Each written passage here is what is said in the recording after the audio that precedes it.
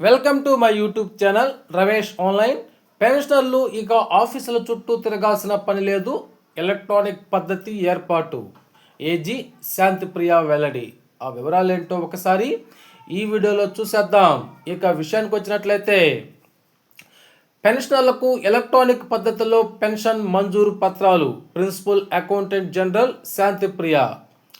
ప్రభుత్వ సర్వీసుల్లో ఉండి ఉద్యోగ విరమణ చేసిన వారికి త్వరలోనే ఎలక్ట్రానిక్ పద్ధతిలో పెన్షన్ మంజూరు పత్రాలు అందించనున్నట్లు రాష్ట్ర ప్రిన్సిపల్ అకౌంటెంట్ జనరల్ శాంతిప్రియ తెలిపారు. నెల్లూరులోని కస్తూర్బా కళాక్షేత్రంలో బుధవారం ప్రభుత్వ ఉద్యోగులకు పెన్షన్, జీపీఎఫ్ పన్నుల సత్వర పరిష్కారానికి ప్రత్యేక అదాలత్ నిర్వహించారు.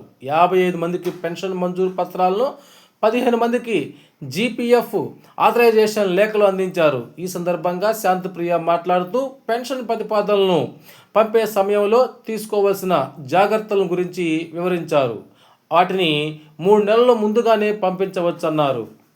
ఇక ట్రెజరీ శాఖ రాష్ట్ర డైరెక్టర్ మోహన్ రావు గారు మాట్లాడుతూ 30 ఏళ్లకు పైగా వివిధ రకాల ప్రభుత్వ సర్వీసులను పూర్తి చేసి పెన్షన్ మంజూరుకు రాష్ట్ర కార్యాలయాల చుట్టూ తిరగడం అవసరం లేకుండానే ఏజీ కార్యాలయం వారు నేరుగా జిల్లాలకు కదిలి రావడం సంతోషదాయకమన్నారు.